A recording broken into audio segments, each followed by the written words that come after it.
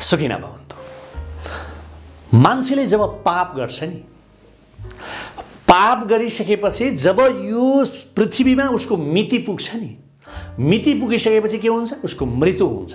कुनै कारणले उसको मृत्यु हुन्छ र उसलाई कहाँ लगिन्छ? नर्कमा लगिन्छ। नर्कमा कुन गल्तीको सजाय कस्तो हुन्छ त आज मैले यस विषयमा तपाईलाई जानकारी दिँदैछु। स्वर्ग र नर्क। स्वर्ग जहाँ धर्म गरिन्छ, जसले धर्म गर्छ, मानव सेवाका साथ सत्कर्म गर्छ, सत्कर्म गर्ने मान्छे स्वर्ग जान्छ, गलत कुकर्म गर्ने पापी मान्छे नर्कमा जान्छ। र नर्कमा कुन पाप गरेर पुगेको मान्छेले कस्तो सजाय भोग्नुपर्छ त? वैदिक सनातन धर्म र त्यो धर्मशास्त्रसँग जोडिएका कुराहरूको आधारमा यो भिडियो सम्बन्धित छ। भिडियो अन्तसम्म हेर्नुहोला। कुन गल्तीको सजाय नरकमा पुगेर कस्तो भोग्नुपर्छ त? हिन्दू धर्ममा कुनै पनि नराम्रो कामको फल यो जन्ममा मात्र होइन कि मृत्यु पश्चात पनि भोग्नुपर्छ भनेर भनिएको छ। यही मान्यता छ। विभिन्न धर्मशास्त्रहरूले हाम्रो सत र असत कामको आधारमा मृत्यु भइसकेपछि स्वर्ग या नर्क जाने भन्ने निदो गर्ने भन्ने अवधारणा प्रस्तुत गरेका छन्। राम्रो काम गर्नेहरू स्वर्गमा गएर पर्याप्त सुख सुविधाको भोग गर्न पाउँछन् भने यो लोकमा राम्रो काम नगर्नेले धेरै दुःख कष्ट पाउँछन् भन्ने धार्मिक मान्यता छ। सोही अनुसार सोही मान्यताको आधारमा स्वर्ग र नर्कलाई पनि विभिन्न चरणमा वर्गीकरण गरिएको छ। तपाईले गरुड पुराण पल्टाउनु भएको छ कि छैन? गरुड पुराण सुन्नु भएको छ कि छैन? विभिन्न पुराणहरूमा विभिन्न किसिमले व्याख्या गरेको छ। धर्मशास्त्र अनुसार तपाईले के कुरा चाहिँ बुझ्नुभयो भने, के कुरा बुझ्नु पर्यो भने स्वर्ग र नर्कमा पनि स्थायी रूपमा जाने होइन।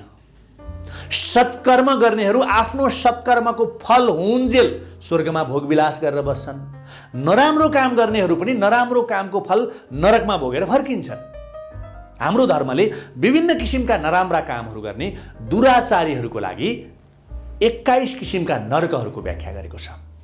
नरक कतिवटा छन् भन्ने बारेमा चाहिँ एकमत नभए पनि धेरै ठाउँमा धेरै शास्त्रमा व्याख्या गरे अनुसार 21 किसिमका नरक भएको र जसमा के गल्ती गर्दा कस्तो दुष्कर्म गर्दा नरक पुगिन्छ र त्यसको कस्तो सजाय हुन्छ भन्ने बारेमा प्रष्टसँग लिखितम व्याख्या गरेको छ। त्यही सन्दर्भ सामग्रीलाई म व्याख्या गर्ने अनुमति माग्छु तपाईसँग है।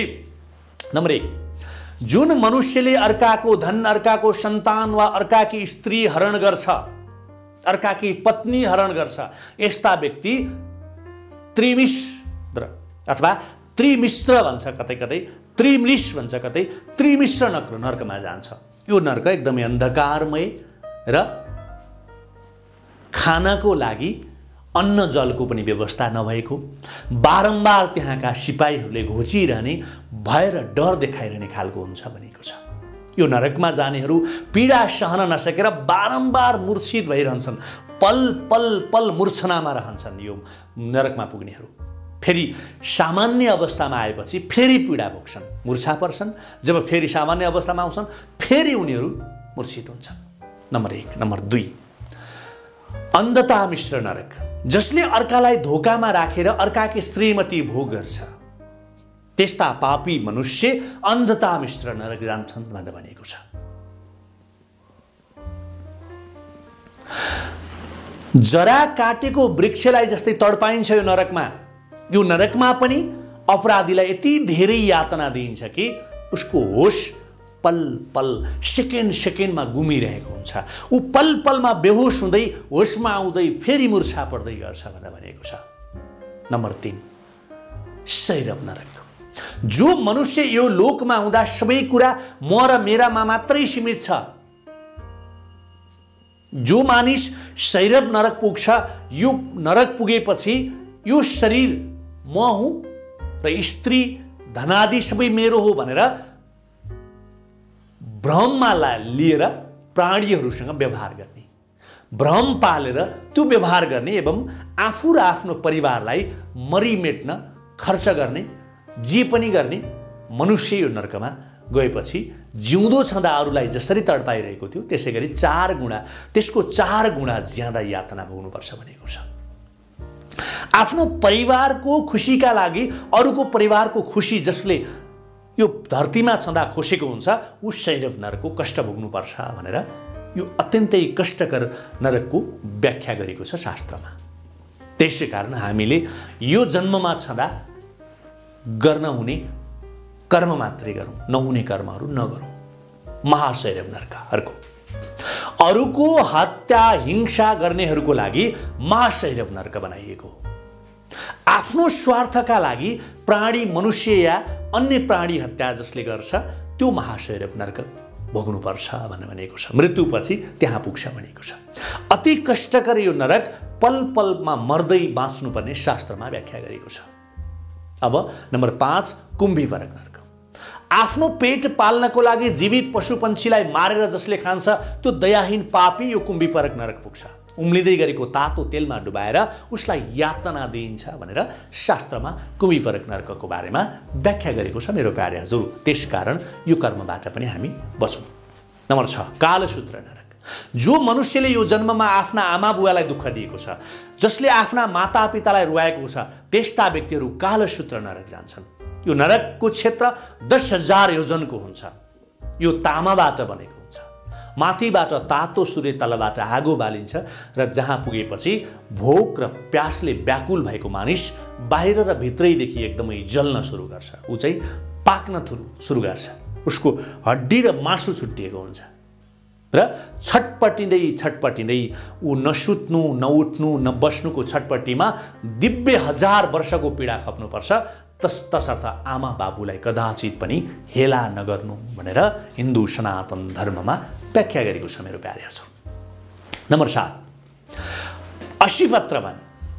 जो व्यक्ति कुनै प्रकारको आपत्ति नआउँदा पनि आफ्नो वैदिक मार्गलाई छोडेर अन्य पाखण्डपूर्वक कार्यको आश्रय लिन्छ त्यस पापीलाई यो नरक जानुपर्छ मृत्युपछि भनेको छ। अनेक वेदनाले पटक पटक मर्नुपर्छ यो नरकमा भनेको छ। त्यसै गरी अर्को शुकरमुख नरक। यो लोकमा जसले सज्जन निरपराधी व्यक्तिलाई दुःख दिन्छ, सजाय दिन्छ, जसले इमानदारलाई धोका दिन्छ अथवा सत्कर्म गरिरहेको मान्छेलाई दण्डित जसले गर्छ त्यो पापी शुकरमुख नरक जान्छ। शुकरमुख नरक पुग्छ। जसरी यो लोकमा त्यो निरपराधी बिना कारण सजाय पाउँदा छटपटिएको हुन्छ त्यसको 10 गुणा सजाय उसले मृत्युपछि पाउँछ भनेको छ। उखु निचोरेर रस निकाले जस्तै गरी निचोरेर उसलाई सजाय दिइन्छ भनेर शास्त्रमा भनिएको छ। त्यसकारण यसतर्फ पनि तपाईको ध्यान जानुस्। निष्ठता आफ्नो कर्ममा वफादारीता प्रयोग गर्नुस्। अर्को नम्बर अन्धकूप नरक। जो मानिसले यो लोकमा असहाय र अहिंसक जीवहरूको हिंसा गर्छ त्यो व्यक्ति अन्धकूप नरक भोग्न बाध्य हुन्छ। अन्धकूप नरकमा गएर सर्प बिच्छी आदि विषधारी पशुपन्छी र जीवजन्तुको आक्रमणलाई उसले वर्षौं वर्ष सहेर बाँच्नुपर्छ भनेको छ। त्यसै गरी तप्त मूर्ति नरकको बारेमा पनि भनिएको छ।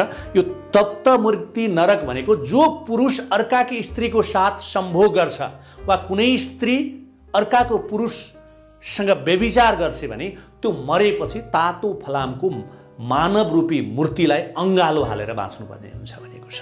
र फलामको लट्ठीले निरन्तर बाहिरबाट घोचिरहन्छ, कुटिरहन्छ। तप्त मूर्ति तातो मूर्तिलाई अङ्गालो हालेर सजाय पाउने यो नरक तप्त मूर्ति नरक हो। यस कुरालाई पनि तपाईले बुझ्नु होला। अब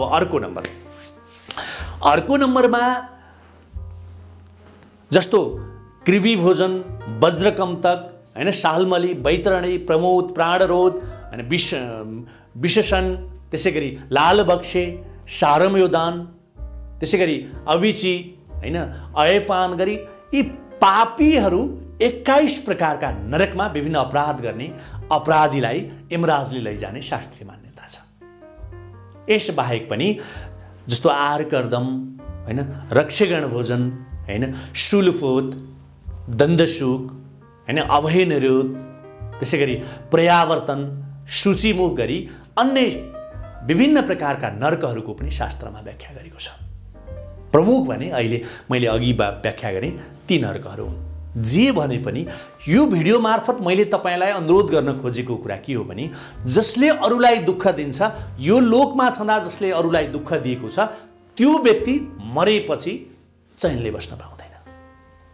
त्यसै कारण यो जन्ममा छँदै अरूलाई दुःख नदिइकन, अरूको आँखामा आँसु नल्याइकन बाँच्ने र बचाउने प्रयत्न गरौँ। यसमै सारा सृष्टिको कल्याण छ। सुखी न भवन्तु।